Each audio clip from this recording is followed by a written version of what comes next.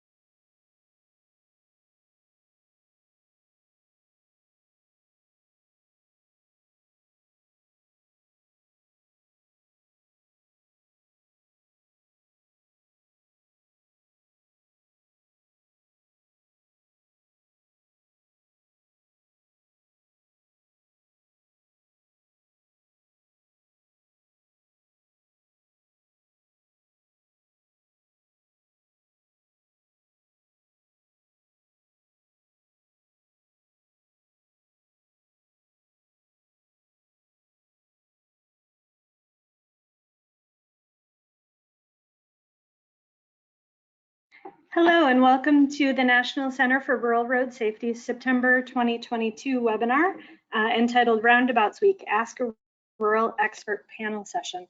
My name is Jamie Sullivan. I'm the director of the National Center for Rural Road Safety, and I'm excited to be coming to you for this webinar from lovely Louisville, Kentucky, where I'm attending the Governor Highway Safety Association's annual meeting.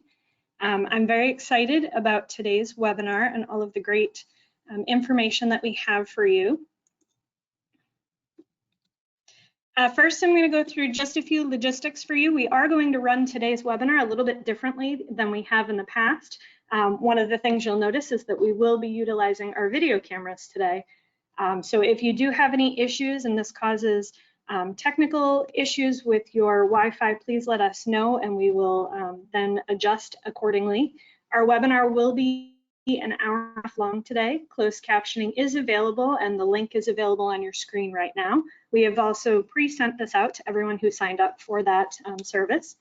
Our webinars are all recorded and are available now on our website at ruralsafetycenter.org/webinar-archive, and you can find all of our previous webinars there.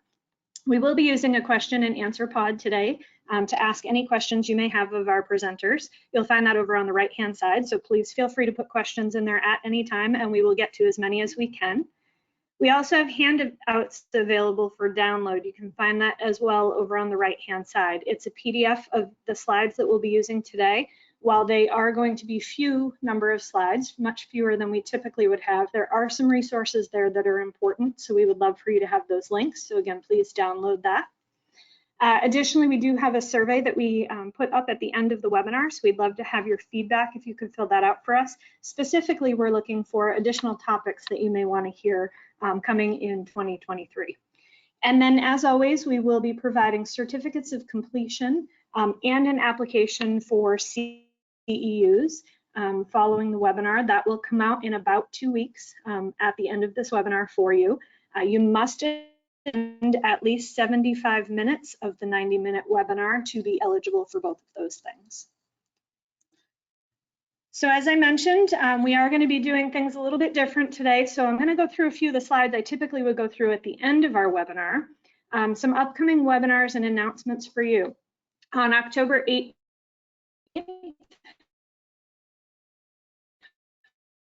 from 1 to 2:30 p.m., we will be holding our next webinar, which will be on understanding the transportation's role in rural human trafficking. The registration for that will be open later this week, available on our website. Additionally, our Road Safety Champion program was just relaunched. We will be hosting trainings for that every Thursday from 2 to 4 p.m. Eastern Time starting on October 6th. And we will have each of our core modules. There will be 7 of those. Again, registration will be open at the Road Safety Champion program link on our website later this week. Additionally, you'll receive emails if you're part of our distribution list for both of those things. For the Road Safety Champion program, you can feel free to attend one, multiple, or all of those sessions that we'll be having. We will be doing them on a regular basis, usually seasonally. So if you're unable to make all of them this time, you can just sign up for the ones you are able to make, and we'll be offering them again next spring. Next, I do want to say happy Roundabouts Week. I'm excited that we were able to do this webinar during Roundabouts Week. You can find more information on FHWA's Roundabouts Week website. We'd also encourage you to use the hashtag Roundabouts Week as you post on social media. And additionally, the Rural Road Safety Center did put out an article on Roundabouts Week and rural roundabouts. You can find that on the homepage of our website. And if you follow us on social media, you'll also see some of these graphics that I have on the slide right now that are being used. Please feel free to share those with your practitioners and others as well through your social media. The goal of today's webinar is for us to answer your questions about rural roundabouts. Now, I will tell you that we asked for you to submit those questions ahead of time, and we got hundreds. So there is no way that, unfortunately, we're going to be able to answer them all. We are going to try, but we decided that even if we did them rapid fire, there's no way we would get through all of them. So we're going to try and do the majority of the questions that we can. We are also going to be taking, as I mentioned, questions throughout today's webinar, so feel free to use that question and answer pod. And our panelists today have also put together some information up front to give you as well. So if you still have questions following today's webinar, things that are burning desires that we weren't able to get to, please feel free to email us at info@ruralsafetycenter.org, and we will try and answer as many of those as possible as well. But we do want to make sure that your questions get answered. Learning outcomes for today's webinar is to reiterate how roundabouts fit into the safe system approach, to recognize the challenges and opportunities related to rural roundabouts, to describe the various examples for using roundabouts in rural communities, and to list resources for planning and implementing a rural roundabout. We have 5 speakers today. Our facilitator will be, go through that, I'm sorry. Resources. Again, these are available for download in the handout pod over on your right-hand side. We have various resources available to you, including FHWA's Roundabouts website, IIHS and ITE's Roundabout website, the Transportation Research Board's Roundabouts Committee page, a previous archived webinar that we have held at the Rural Road Safety Center on rural roundabouts, as well as an ITE article that was written by Hillary Eisbrands, who will be on today's webinar, also about point you towards a few of those resources. And now I'd like to introduce our presenters for today. Our first will be our facilitator, Hillary Eisbrands. Hillary has thrived in the engineering profession for over 25 years. Hillary has expertise as a leader, teacher, roadway design and safety engineer, and transportation researcher. She is currently a team leader and senior roadway safety engineer with the FHWA Resource Center Safety and Design Team. She specializes in technical assistance and instruction of roadway design and safety courses, including modern roundabouts, local and rural roads, public involvement, and complete streets. She is also the secretary of the TRB Standing Committee on Roundabouts and Other Intersections and a member of the TRB Rural Transportation Issues Coordinating Council. Next, we will hear from Mark McCullough, who has been with Washtenaw County since 1999. He and others were the initial leaders to build right-sized roundabouts at high-speed approaches, intersections to enhance safety and improve efficiencies while stretching limited resources for. He is a graduate of Michigan State University with a Bachelor of Science in Civil Engineering. Next, we will hear from Troy Parr. Troy has been with the Oneida Nation for 27 years. He is a Community and Economic Development Director for the Oneida Nation, a licensed architect, an urban rural regional planner, and a creative placemaker. He also represents the Oneida Nation on the Wisconsin Department of Transportation projects that occur near the Oneida Nation Reservation. Then we will hear from Kathy Nicholas, who has been the Black Hawk County engineer for 14 years. Prior to that, she worked for the Federal Highway Administration for 17 years. She received her Bachelor of Science from Iowa State University and her Master of Science from the University of Washington. She is a registered professional engineer in Iowa and Washington. And finally, rounding out our panel today is Brian Walsh. He is a traffic engineering manager with the Washington State Department of Transportation.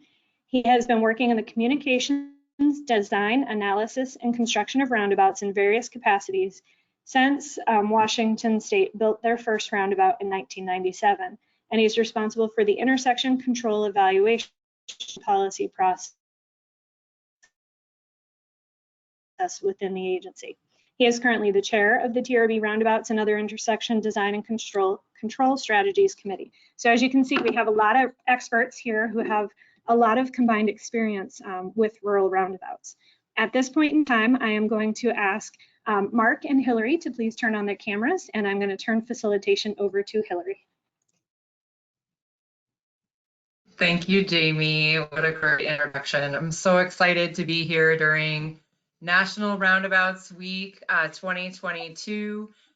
We've got great panelists that are joining us today. We're going to start off today with a little one-on-one with our panelists. We're going to take 5 to 10 minutes for each of our panelists, and then we are going to open it up to the entire panel, and we're going to go through a lot of the questions that you all posted through the registration, and as well as hopefully some questions are going to come in live here during our Q&A session.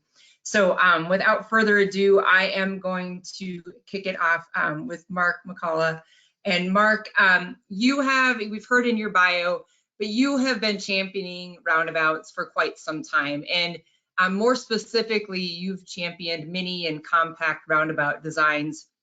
Not only have you influenced your own jurisdiction in Michigan, but you've really had a really big influence nationally in terms of right sizing and looking for roundabouts to work in a lot of different areas. Can you talk to us a little bit about that experience and how you embraced mini and compact roundabouts? And particularly, of course, today we're talking more specifically about rural roundabouts, but just give us a little bit of background about where you've been with roundabouts in your career there in Michigan.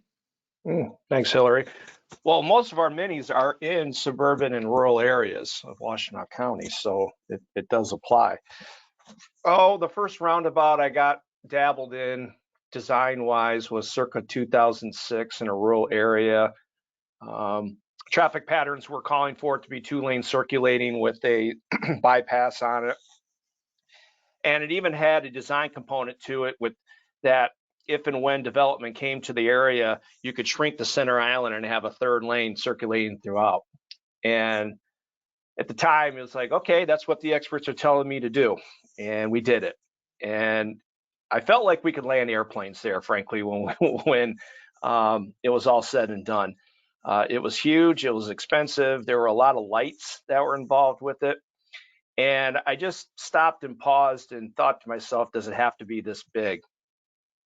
One day, I don't know which one came first, so I'll say them both. And one could have been before the other. But I was enjoying a coffee in New Orleans in the French Quarter one morning, thinking to my thoughts. I like to frequent New Orleans. And I was watching trucks. For anyone that's been there, the intersections are very tight. The buildings are right up on top of the sidewalks. And I was watching trucks for deliveries getting around, making turns. And I thought to myself, if they can do this, why can't we design something that's smaller that still meets our needs for a roundabout, hence a mini roundabout? At one point, I met Wei Zhang from Federal Highway, who is the champion of mini roundabouts there. And we had a dialogue. And basically, I told him my vision. And the vision was, I like to do something smaller on a high-speed roadway that can work. So what do I mean by that? The vision was that you could still get proper entry deflection going into the roundabout, but shrink the center island to a point of like 90 ICD so that you're minimizing impacts to adjacent property owners, speeding up construction, fewer material costs, and being able to save resources for other needs, especially the right-of-way. That's a big one.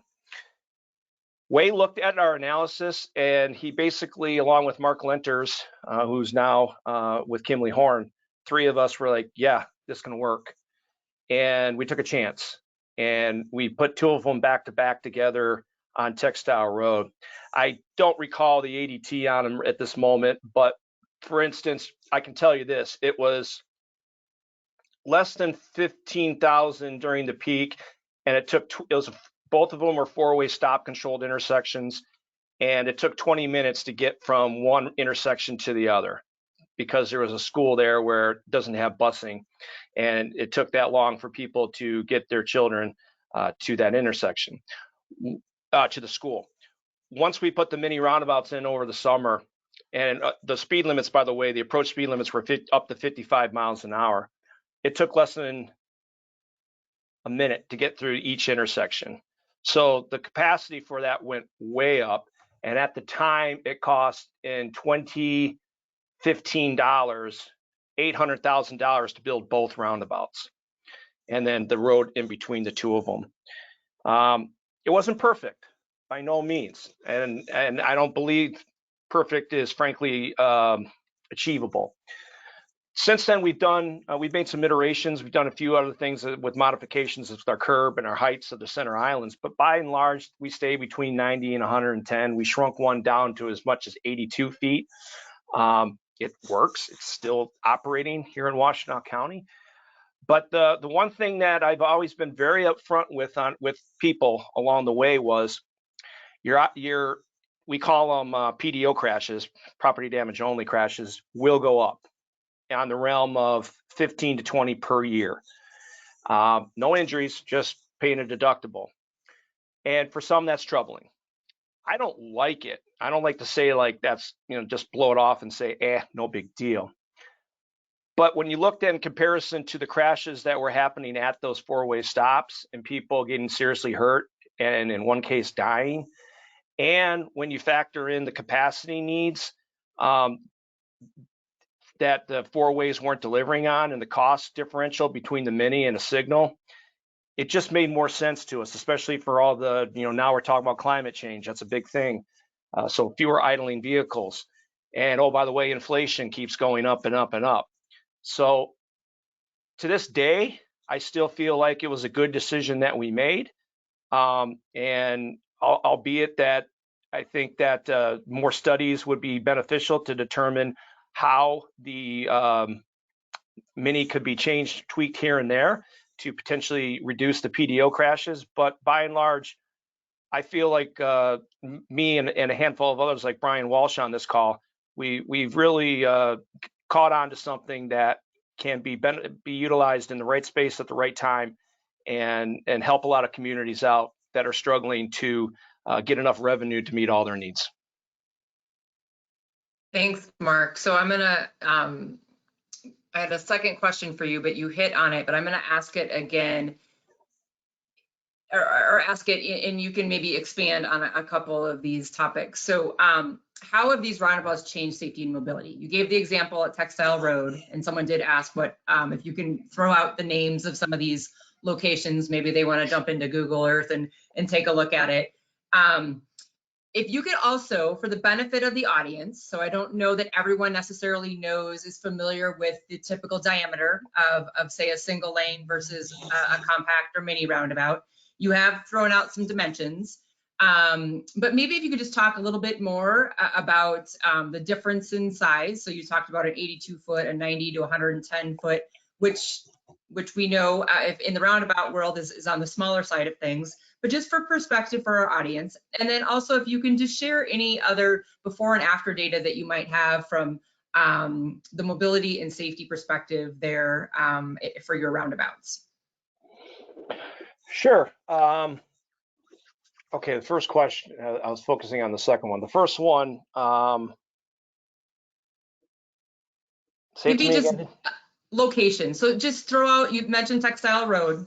Throw out some of the locations. Yep. So, and then talk a little bit more about the dimensions and then safety and operations. Yeah. So first ones we did were 90. So that's the upper limit echelons technically of a mini roundabout. So the ICD is just going from one splitter to another across there. And in theory, that's the diameter all the way around of the circle. Next one we did was also 90 at Ann Arbor, Saline and Textile. Man, we've done so many since then. Then we jumped up to 110 at Scioto Church and Wagner because we had a lot more right of way to be able to do that. And that ironically turned out to be our most favorite one in the community. People said they loved that one comparison to the other one, but they're like, it's too small, it's too small.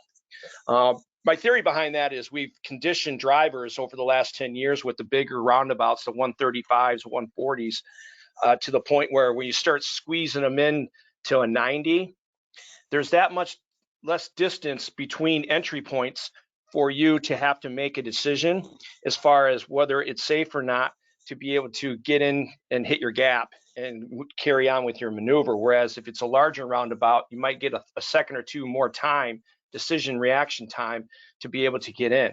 Again, people are not by and large getting hurt. It's just a PDO crash. Since then, we've done others that in the 110 and 90 range, but we've done one that was at 100. As far as the crash, we looked at one in particular at Moon and Bemis, and the level of service went from F all the way around to an A in the morning and a B in the afternoon, and that was in 2018, and it was stressed. We were at the upper limits of what that capacity could take, which is roughly 1,500 vehicles in the peak hour.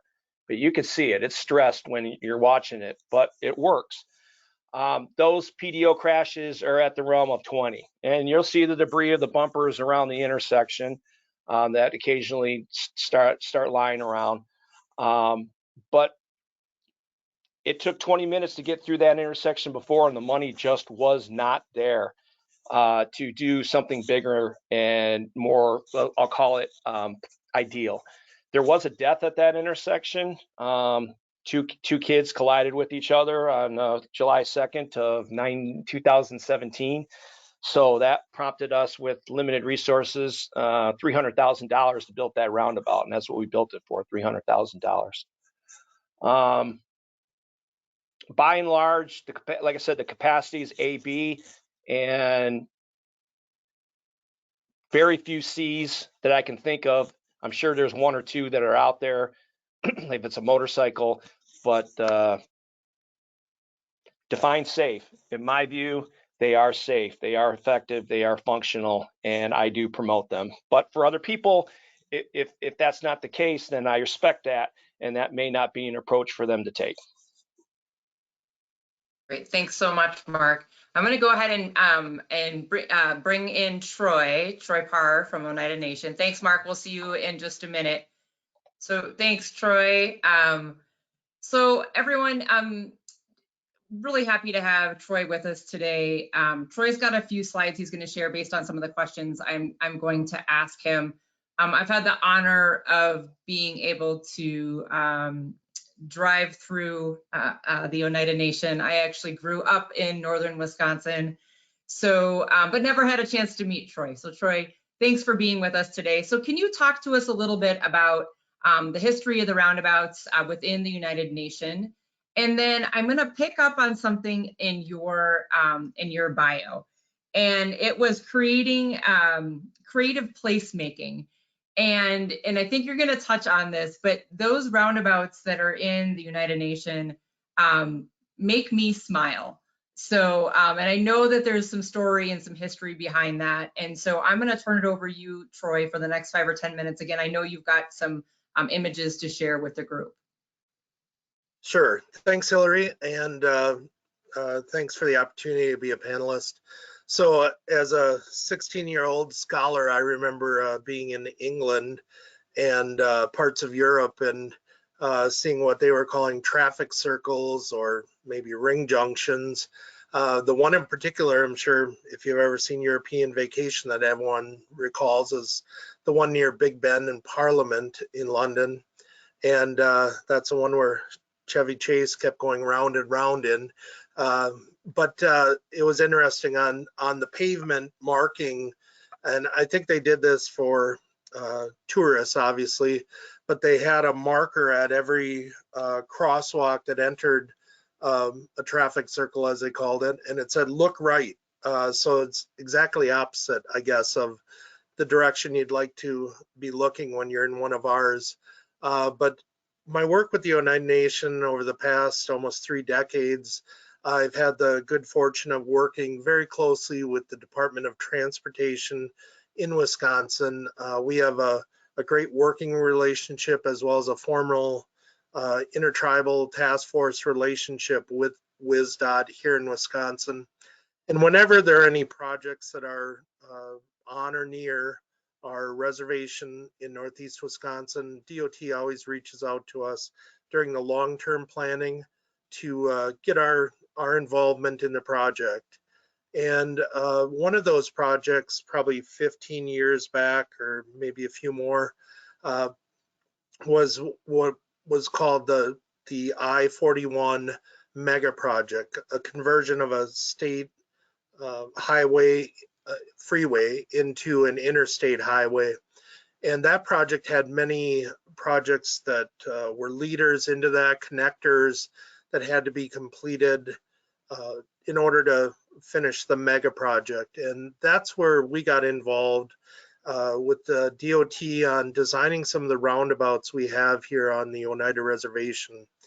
And we had the opportunity to be allowed to use some community sensitive design funds that were available to us, as well as supplement those with the funding that we had through our programs with the BIA and Tribal Transportation Program. So our roundabouts are unique in that they really are a reflection of the spirit of the community. The three that we had the rights in terms of community sensitive design to deploy were the three that we chose to do a turtle, which is one of our clan symbols. And if you could just advance the slides. The turtle, like I said, represents the clan symbols, and it's got 13 inner bigger plate shells that represent the 13 moons of a lunar year, and then it's got the 28 outer smaller shell plates that represent the 28 days of a lunar month. And it was very important to reflect the culture and be able to express it with infrastructure that would be around for a very long service life on the Oneida Nation Reservation. Currently, I just counted this morning, we're up to 11 roundabouts that we have here within the nation boundaries on various state, county trunk highways, as well as local roads. We have approximately 2/3 of our reservation is rather rural, the other portion being urbanized and suburban. And for the most part, the roundabouts start on that urban section, which is that connection to the new Interstate 41. But then we've brought them well out into the rural profile of the reservation. We're just a big fan of roundabouts in terms of their safety. There are much fewer T-bone oriented crashes and slower speed veers.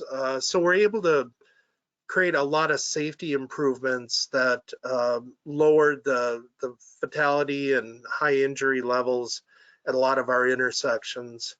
And I remember noting when the mega project was coming through that personally between my home and a few of my favorite stores, I would now have 9 roundabouts, and it seemed somewhat arduous as I looked into the future, but now I absolutely love the placement of the roundabouts, the traffic flow, and you know, the beauty of roundabouts is, unlike maybe a controlled traffic light, they work great when the power's out. So no need to deploy safety police to control intersections. They keep operating just like any other urban intersection, but without the need for electricity.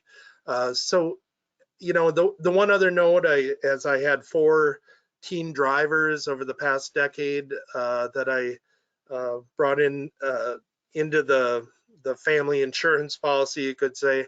I always warn my kids, if you see an older driver or a out-of-state plate, give them the roundabout to yourself, so they can have it to themselves, because that's the only time really we see someone. But the locals are just, they navigate the roundabouts, make their way through in the most efficient way possible. Great, thanks, Troy. And again, I can't say enough. You can not only, I mean, Troy's showing here, he's showing the aerial view of the turtle, but you can actually see that from the driver's view as well because of the doming. So if you, for those of you that are roundabout designers, we have that conspicuity as we are on these high-speed approaches, and that conspicuity and that doming, you can actually see the back of the turtle as you approach the intersection. So it's such a beautiful story. Troy, we're gonna go ahead and bring up Kathy. So we're gonna have you drop off for just a couple of minutes and then you're gonna come back with the panel. Thanks, Troy. So next we've got Kathy from Black Hawk County, Iowa, who's gonna talk a little bit about particularly the roundabout, one of the first actually rural roundabouts in the state of Iowa, on a high-speed roadway. It's an intersection of a county road and a state road. So Kathy, can you share a little bit about that location? It is in the heart of farming community. John Deere actually is not too far away from that particular location on V49 and Highway 281. So just tell us a little bit about what it's like to have a rural roundabout with high-speed approaches in the heart of a farming community. Sure. Thanks, Hillary. I appreciate the opportunity to be here. Can you show my first slide with the photos? So the first photo on the left shows the before condition before the roundabout. This was rural Iowa. We have a state highway intersecting with the county highway. Just northeast of Waterloo, which is the largest the largest city in our county. As Hillary said, it is very near a large John Deere facility. This was the before condition, and then the right photo shows the after condition after it's been open for, it's been open now for since 2008. Next slide, please. It was opened in 2008. I came to the county in June of that year, so I really wasn't involved in the design of our roundabout. We did have costs of approximately $950,000, and we did receive a safety grant from the Iowa DOT to cover a lot of the costs. That's primarily one of the reasons we were able to afford to build it was the safety grant. Like Hillary said, much of Iowa is very rural. Here in Black Hawk County, we're one of the larger counties in the state with a population of 131,000. There is quite a bit of farmland throughout Iowa, throughout this county, particularly to the north, the east, and the south of the roundabout is very rural. A lot of agricultural traffic goes through the roundabout every day. The speed limit of the roads today and prior to construction was 55 miles an hour on the state highway, as well as 55 miles per hour on the county highway. So they were both high-speed rural roadways.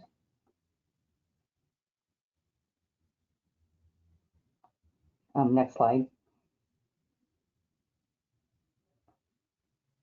Yeah, go ahead, Kathy. Yeah, my next question is just to talk a little bit about that.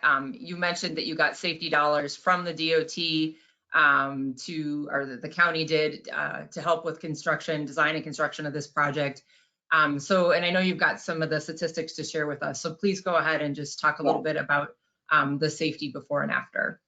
Yeah, prior to the roundabout being in place, we did experience several accidents. One was a fatality, and that was one of the motivating factors to apply for the safety money was that fatality that allowed us, Black Hawk County, to receive the safety money.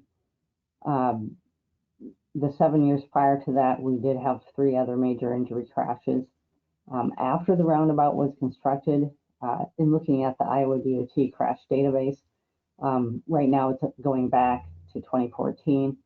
We see that there have only been 6 crashes.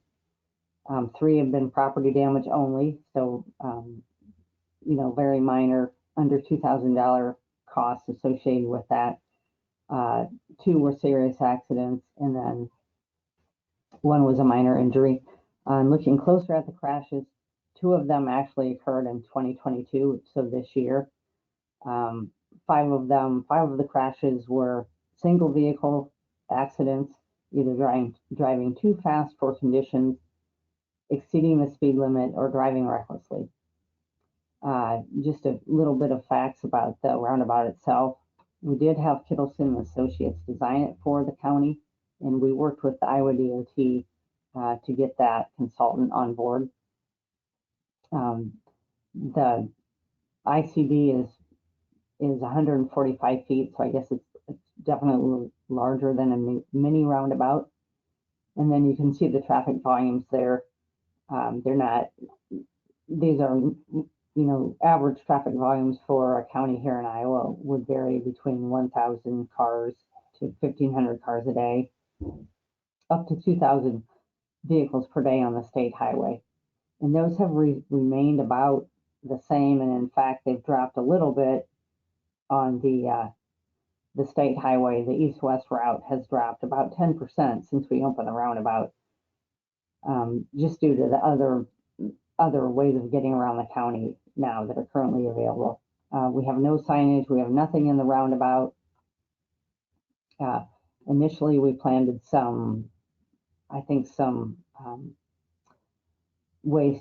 plants to beautify the roundabout, but those have subsequently been mowed off by the neighboring landowners. Next slide. And I just wanted to mention a couple of other things that during construction, we did have a few farmers who were very concerned about being able to drive their large pieces of equipment, such as combines, grain, tractor trailers are very common here in Iowa to move grain about. We had several calls, several concerns. So once the roundabout was complete in November, before we opened it to the public, we invited several large farmers with different pieces of equipment to come in and drive their combines, their semi-tractors around the roundabout. They went round and round for about 20 minutes, and they really didn't have any concerns about being able to traverse through the roundabout. Since then, it's really been a non-issue. We rarely hear about anything going on about the roundabout. Occasionally, the sheriff tells us that a vehicle drove through the roundabout in the middle of the night or something, just continued through the roundabout without stopping. So occasionally we hear things like that, but we really have it's not a maintenance problem for us. It's not a problem plowing snow. The residents seem to like it. In fact, we have a resident who mows the roundabout for us.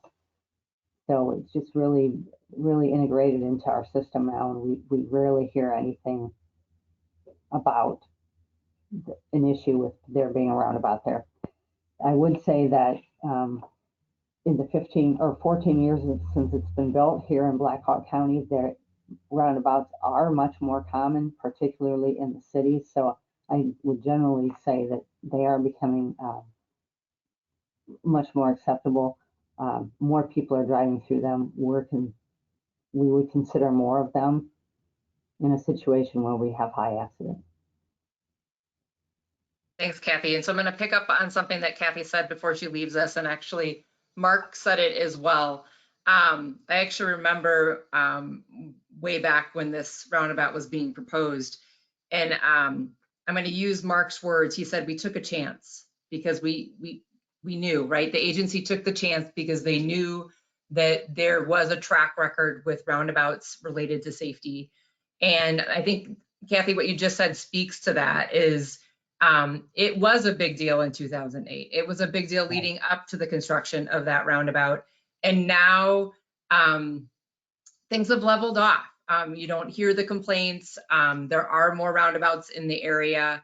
And so it sometimes it takes a lot of, it takes a lot to do something for the first time and to take a chance, but having done your homework, right? And Black Hawk County had done the homework, and I appreciate you guys still just, monitoring, right? Because here we are 14 years later, and it's still a story to tell, Kathleen. So thanks for telling us a little bit more about that one. So Kathy's going to drop off. We're going to bring in Brian Walsh, and then we're going to bring everyone back. Thanks, Kathy.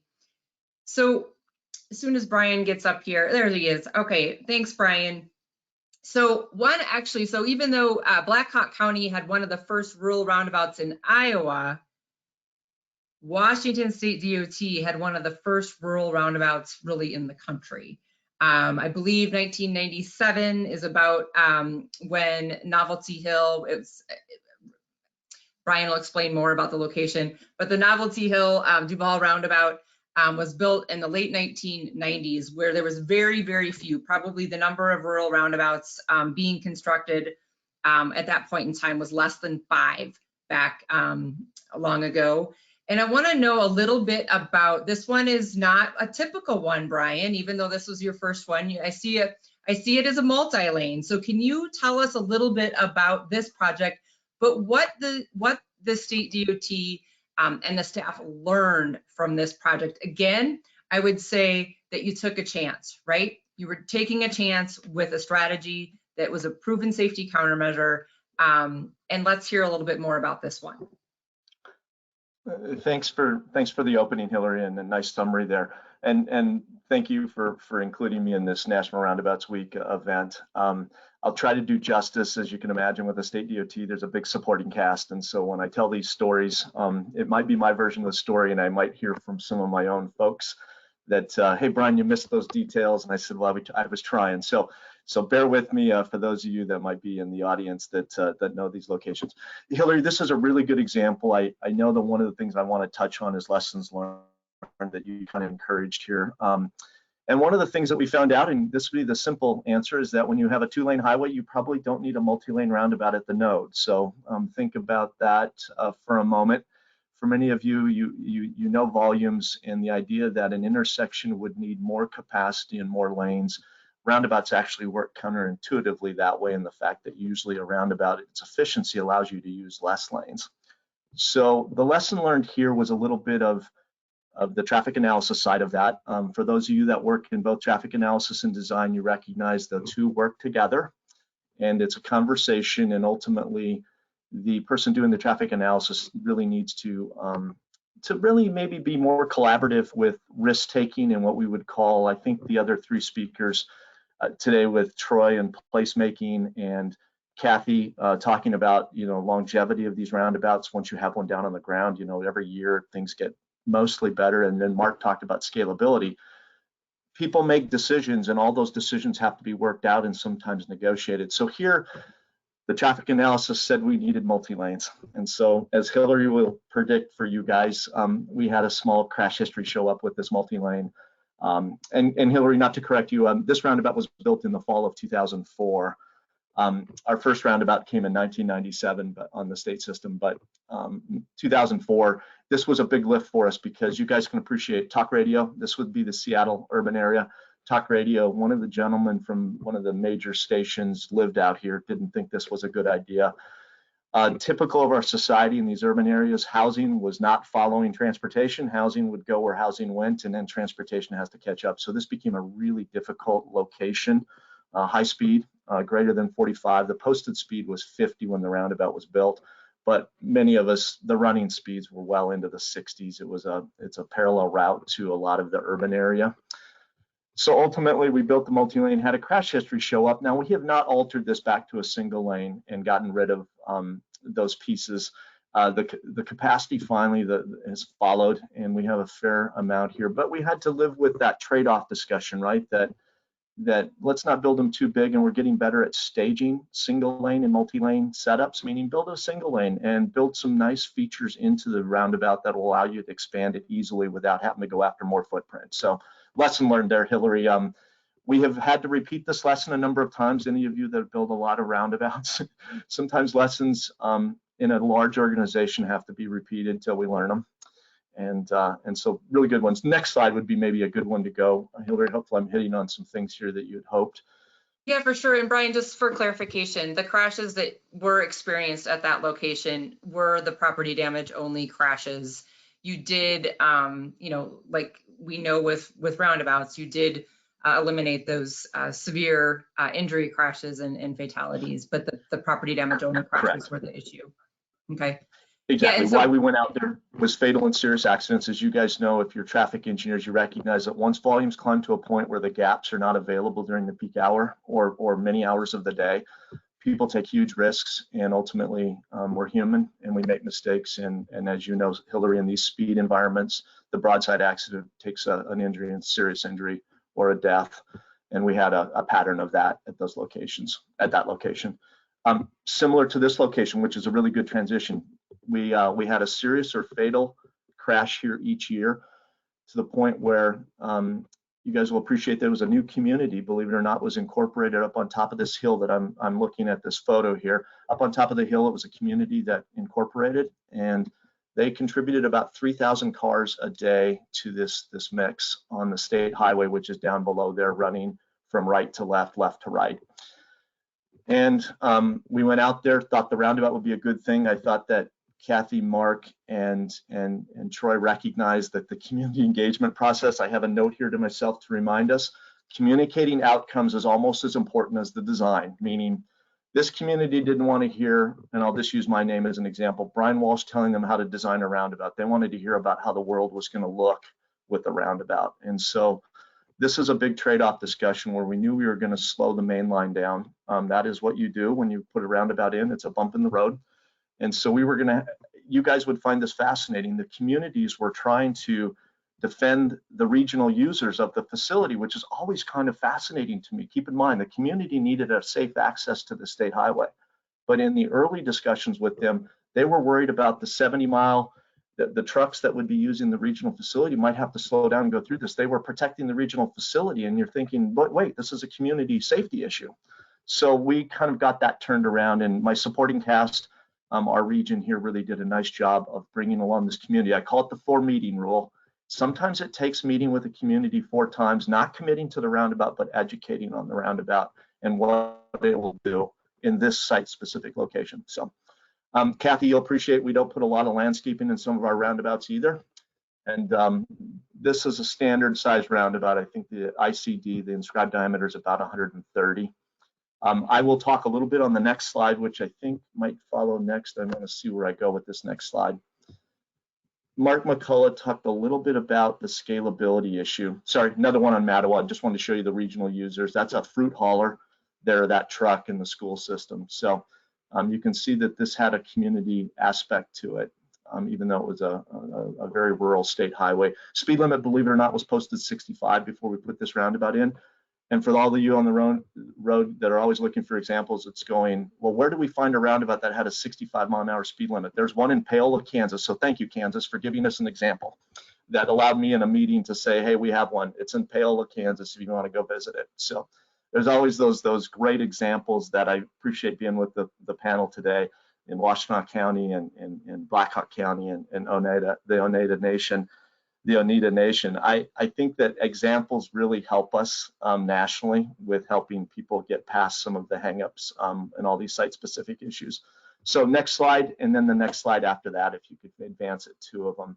I want to kind of do a real plug here. This is Mark McCullough opened this up with the group here on the panel on scalability and smaller roundabouts. How small can we go? Because sometimes you cannot afford going bigger, and I have to give our region here and our region traffic engineer and the assistant region traffic engineer for really pushing this idea. A totally scalable, mountable roundabout on a state highway on a 60-mile-an-hour facility. Now you can see we did some advanced speed chicanery, I'll call it. That's that geometry that slows people down prior to entry. And the great part is this thing was about 100 feet. And keep in mind, for a state DOT, we get caught up in design vehicles. And for all of you that use truck swept path software, We need to get better at it. I'm just going to go ahead and note that. But this was great that we got it down to 100 feet, and the assistant region traffic engineer for this particular location at Craig Road in Medical Lake, which is outside of Spokane, he said, hey, I think we can hold on to signs in the middle. I think that even though Mark McCullough showed you some examples, or he didn't show you, but he talked about them, at 76 feet, it's hard to hold on to the signs because if a big truck or a design vehicle shows up, you need a lot of that space just for that left turn maneuver. This one was big enough that we proved with auto turn and a little bit of tightening down of the software parameters, you could hold on to chevrons in the middle. And so on that second photo there to the right, up on the top photo, you will see a set of chevrons, which I think is helpful. For rural locations, I think you try to hold on to some retroreflectivity and signing in the middle if you can, but not necessarily a requirement, but it's something that's nice to have. Hopefully research will support that. So Hillary, I've wandered along a lot of locations here. Anything I may have missed, or did I take my 5 and 7 minutes? Maybe one more slide here. Nope. Perfect. All right. Thanks. So let's go ahead and bring everyone back. Thank you, Brian, so much. And I know there's been a couple of questions in the chat pod about locations. So we'll continue as a panel to continue to throw out locations, street names, so you guys can, in a separate screen, if you want to pull up Google Earth. And so with that, I'm actually going to throw it, and I see that there's actually some folks here from Kansas, so they appreciate the shout out, Brian, with Paola, Kansas. And I do have a running list of some of my favorite rural roundabouts, and hopefully you all have some too. I'm going to try to mention some that haven't been mentioned yet. Tahoe City, California, Kerman, California, the Bruce Road roundabout outside of Spokane, Brian, that was one of your early roundabouts. The Lummi Nation outside of Bellingham, Grand Teton National Park outside of Jackson, Wyoming. Of course, Eagle County, Colorado, where some of our first interstate ramp terminal roundabouts have been. New Prague, Minnesota, Rhinelander, Wisconsin, Paola, Kansas, Florence, Kansas. There's several in Georgia, State Route 155 in Fairview, southeast of Atlanta, and then Rising Sun, Maryland was another one of the first ones. So when back, 15, 20 years ago, you could actually, again, rattle all of them off. All of the rural roundabouts in the country, you could just rattle off in less than 30 seconds. I'm happy to say that now there's so many more that we can't rattle them off.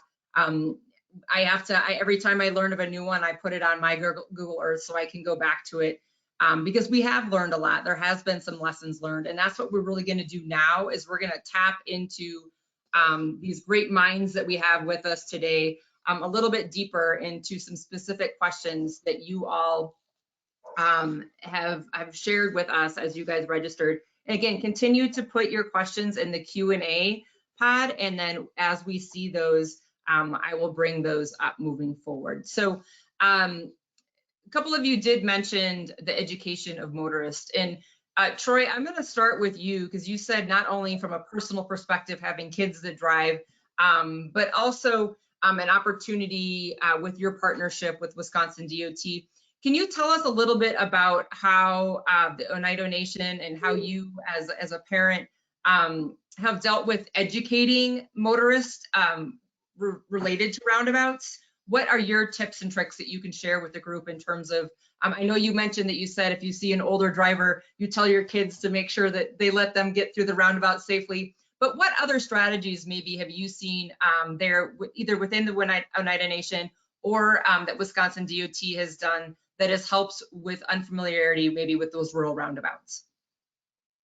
I guess I gave my best examples too early, Hillary, but yeah, I think it's just a matter of paying attention to the vehicles around you and their experience with roundabouts. But certainly in the opportunities I have just in discussions with family and friends, I do talk not only about the importance for traffic flow and understanding that I never could have gotten through that area with nine different roundabouts to my favorite stores. Like I mentioned, I couldn't have done that in its previous configuration. There were some very extensive lengthy stoplights, heavy traffic conditions. It was a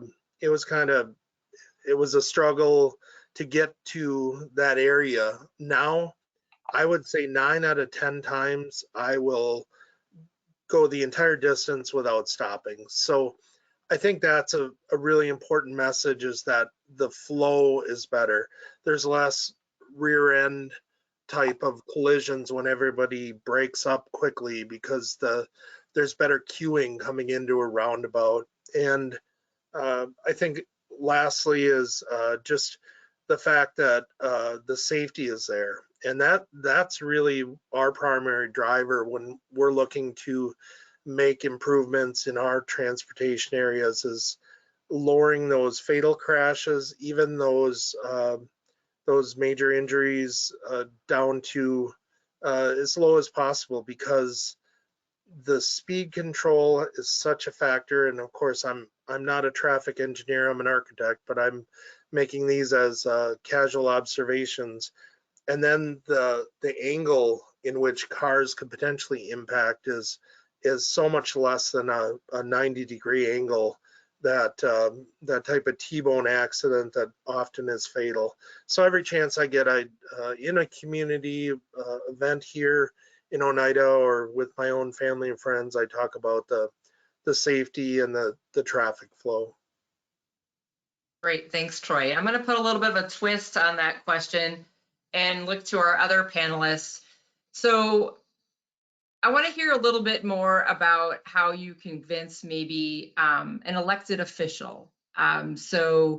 Brian, Kathy, Mark, what have you met with resistance with elected officials and others from the community related to deployment of rural roundabouts? And can you share either your strategies, your lessons learned on how that has worked? I know that your persistence is probably one of the good qualities that you all have. But talk to me a little bit about that conversation that you have with elected officials and leadership when deploying rural roundabouts.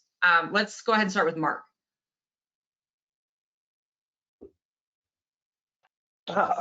Great question. Never really locked horns as of recently with a politician. Sometimes we do get concerns from a fire chief, and I can understand why. Seconds matter to them as far as getting someone, whether it's a fire or someone with a stroke. They don't even like speed humps, and I get those things. Any obstacle in their way is a detriment potentially to someone's life. But my spin on it is kind of like this. Okay. When there's a really bad accident at a high-speed intersection and there's a T-bone, fire chief, you're the first one putting a white sheet over a body before someone gets there.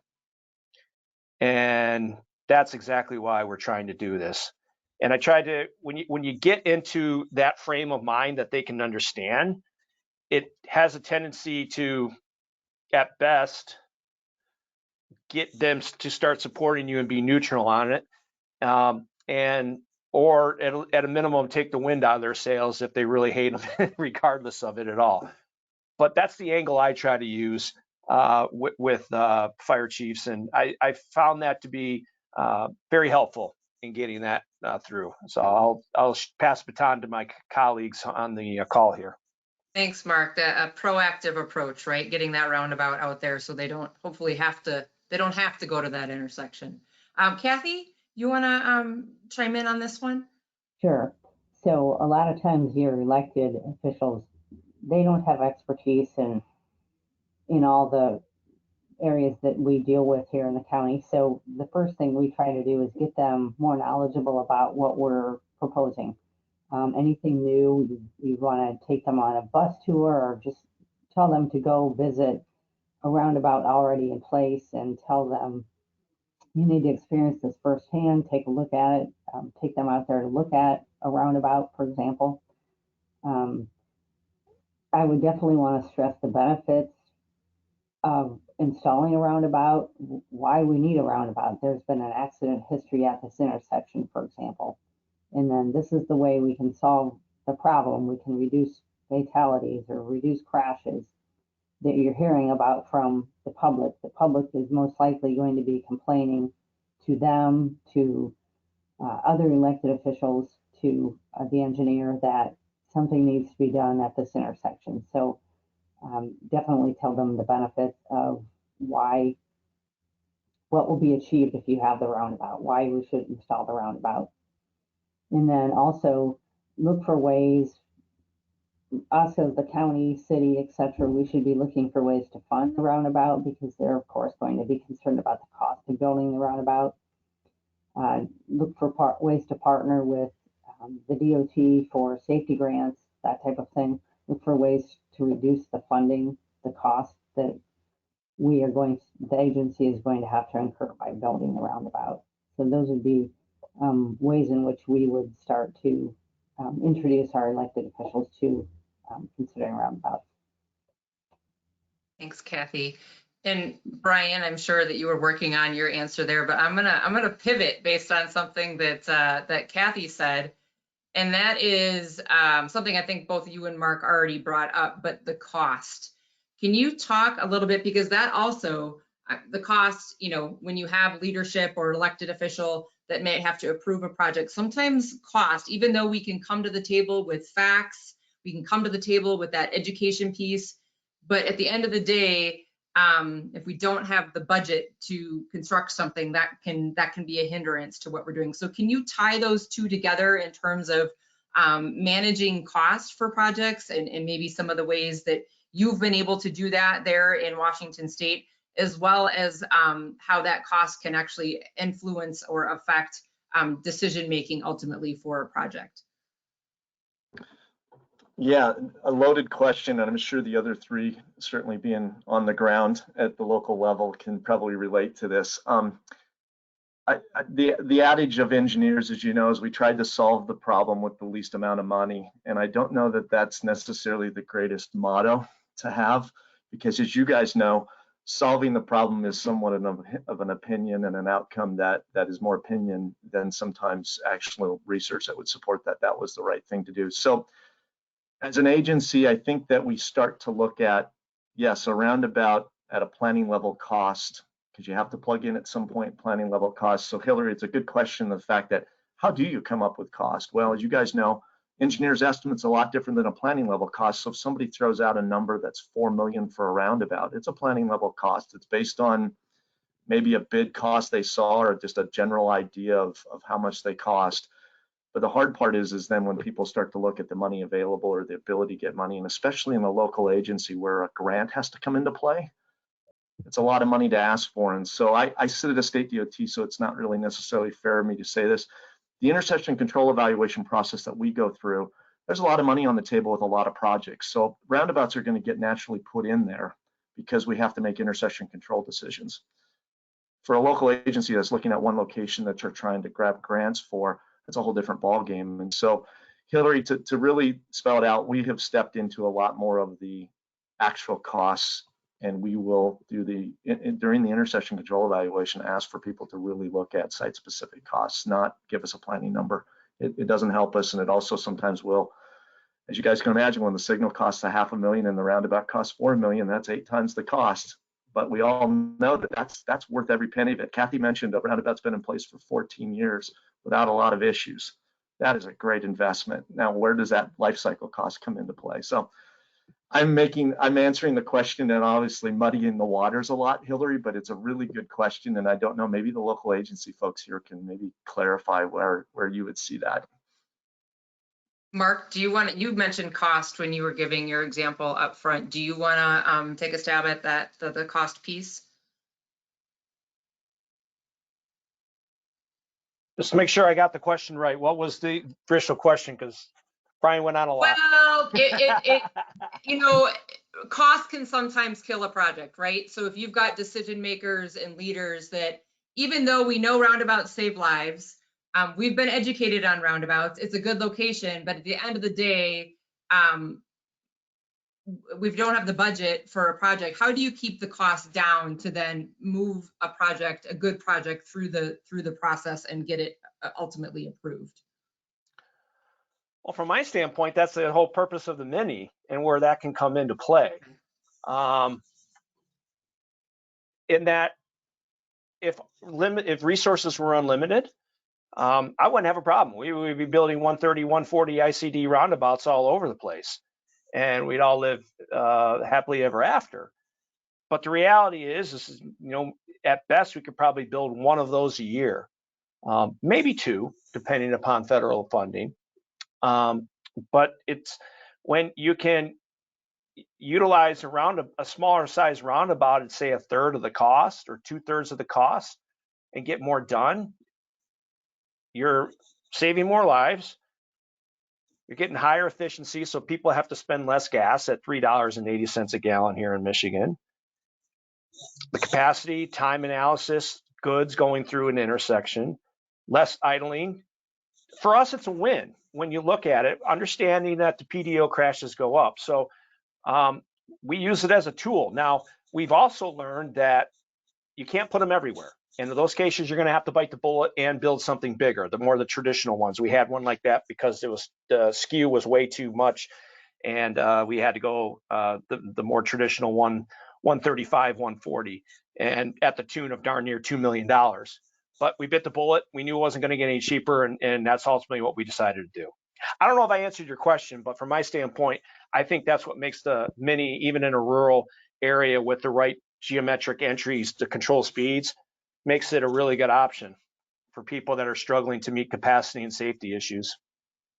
No, that was great. I think you did cover it, Mark, and I think that the examples that you've given are great. Again, I hope that folks do have their Google map or whatever map you use up on the screen, and you're taking a look at some of these locations specifically and use the measuring tool. That's one of the funnest things about these tools that we have. They're throwing out numbers. You can measure all of this. You can measure the splitter island length. You can measure the diameter and everything in between. So that's something that you can definitely do as we're going along here. All right, so let's talk. I've got some questions now that are coming in live versus some of the questions I've been going off of that were posted with the registration. So let me jump back in my screen real quick. Bear with me. I've got one related to pedestrians. So pedestrians in rural environments. So what pedestrian accommodations do you all see at the roundabouts in your jurisdictions? As well, we can talk about ADA accommodations as well. So Troy, I think you mentioned you've got 11 roundabouts that are a part of the United Nations. What kind of pedestrian accommodations do you have at your roundabouts? Yeah, so I think almost without exception, most of our roundabouts do have pedestrian connections. It started with Safe Routes to School grants that we attained through the state of Wisconsin. We do have a very extensive pedestrian network of trails that connects our rural neighborhoods to our local community services. So it is I guess you could say, a unique rural profile in that we do have a whole lot of those pedestrian facilities. But I guess for me personally, I remember we have this, the center of the reservation we call Central Oneida, and we have this hill that goes down to the Duck Creek, which is a main water feature of our reservation. But I can remember for the first 10 to 15 years of my work here, on a daily basis, winter, summer, whatever it was, seeing the kids walking up and down the state highway and thinking it's just a matter of time before something very bad happens with all the semi-traffic, the agricultural traffic, you name it. So our ability to deploy those pedestrian facilities in this rural community, make the connections by foot, has really been important, I think, to then complement with the roundabout. So although they may not be connected, I think both together made a better solution for us. I'm so glad you brought up the, people walking on the state highway. For those of you who have not lived or been a part of a rural community, that is your sidewalk. That is the place that if you can't drive or don't have a car, even if you do, that's how you get from point A to point B, is the shoulder of a local road, a county road, or a state highway in some cases. So just because it's rural does not mean we don't have pedestrians. We absolutely have pedestrians. So thank you so much. I can picture that all in my mind, Troy, of that all happening. So I'm going to kick it to, let's see, I'm going to kick it to, go back to Mark, actually. Mark, can you talk about what, and we can expand this a little bit, if you want to go for pedestrians and bicycles, what features have you made sure that are a part of your roundabouts? We started with the very first one that we did start with bike ramps to circle all the way around nothing to the point of Netherlands, but that you see today. But something that was just, I felt like reading the FHWA guide, it was something that we should spend the extra coin on to be doing. We did that at one of the other ones. We kind of got away from that then. Washington County Road Commission for a long time has been very car-centric, being that we're close to Detroit. Don't really have a lot of mass transit around here because of the big three. But good news is in the last 3 to 4 years, Washington County has made a huge push. We've had partners to start putting in non-motorized pathways all over the place.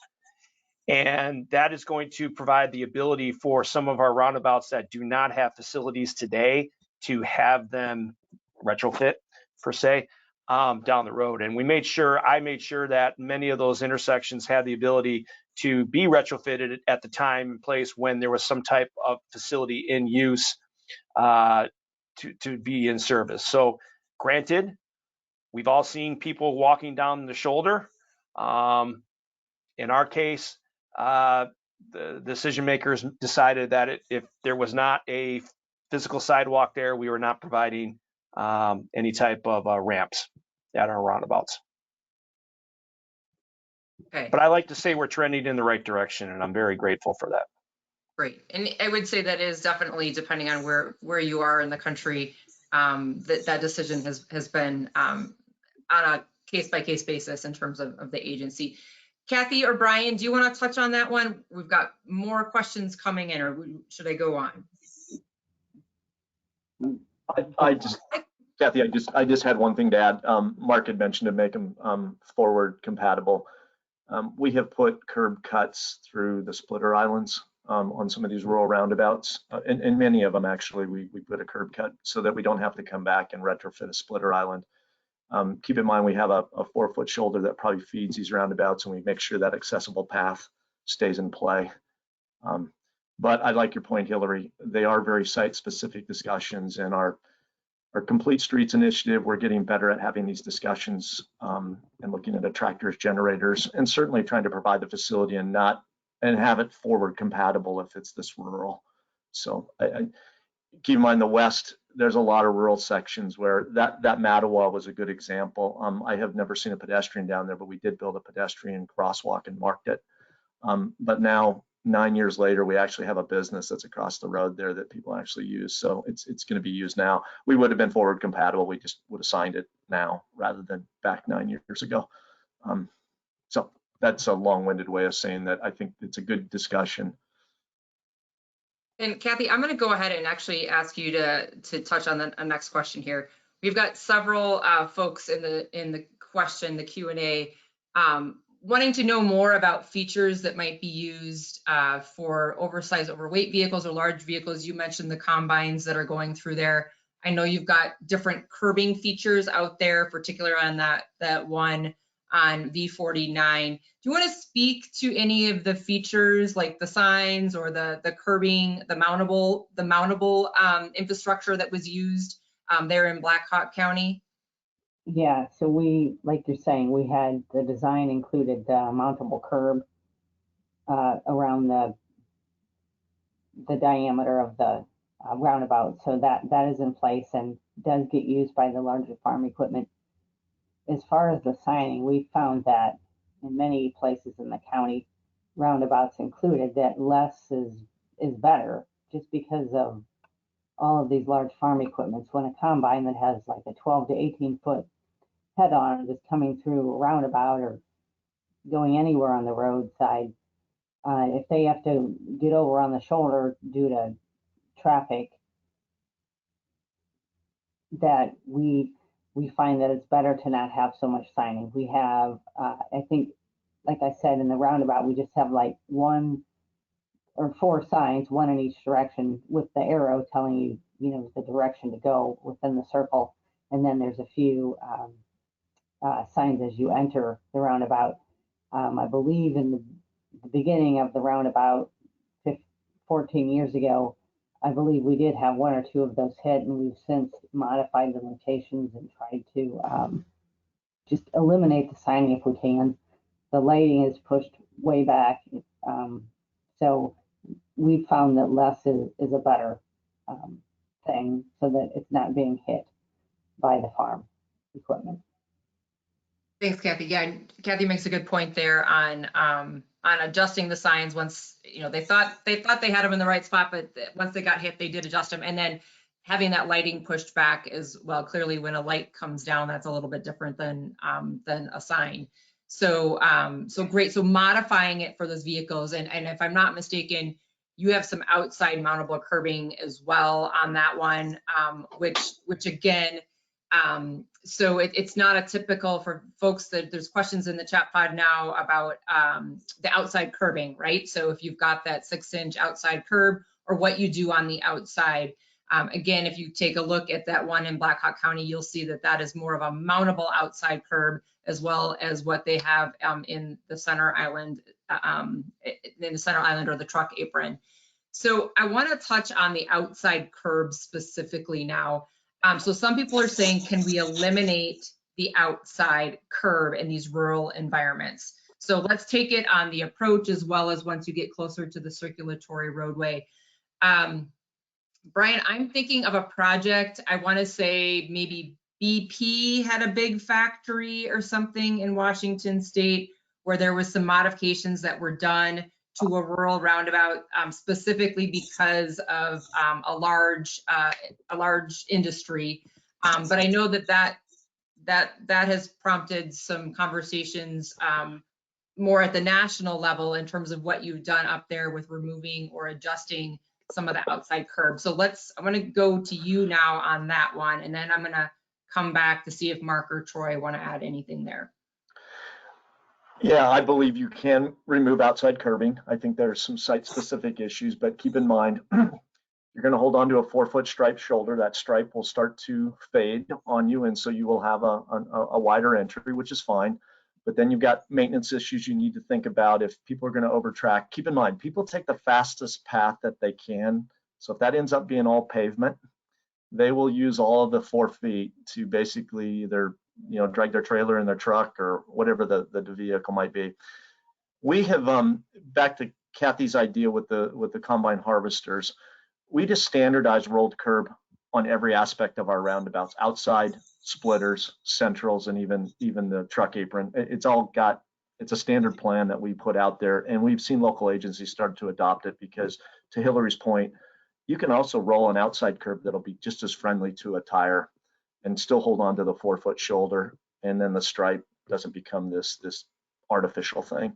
So Hillary, yeah, I think that you can do that. I think people are looking for research. I don't know that we'll ever get there for research. Just know that if you put pavement out there, people will use it.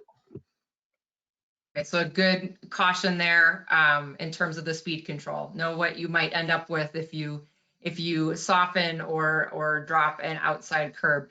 Mark or Troy, do you want to speak to the curbing question? I'll defer to Mark, a little bit out of my wheelhouse. Okay. So we contemplated it, when we were doing our very first one, we looked at Brian's, and ultimately we said no thanks. and I think the reason is kind of a lot to Brian's point, where if you put it there, they'll use it. And we just felt like we wanted to get more speed control via. We felt like we were already pushing the boundaries enough as it was with the smaller roundabout, and we really didn't want to mistakenly cross that line, wherever that line may be. So we elected to use curb and gutter for all of our approaches. But the answer to your question is yes, you can do it. But I think you're going to, one would have to really look at all the other aspects of it and calculate any type of risk that may come with it with FastPass. And what are the countermeasures you could put in, like say rumble strips or something, just to keep enough people off the shoulder. Mark. So I'm just gonna, there's a note in the Q&A from New York State. It says no outer curbing is almost a default for rural roundabouts in New York State now. So again, just another perspective there on the outside curbing. All right, let me go back up. There was a question about motorcycles and rural roundabouts. Let me see if I can find it here.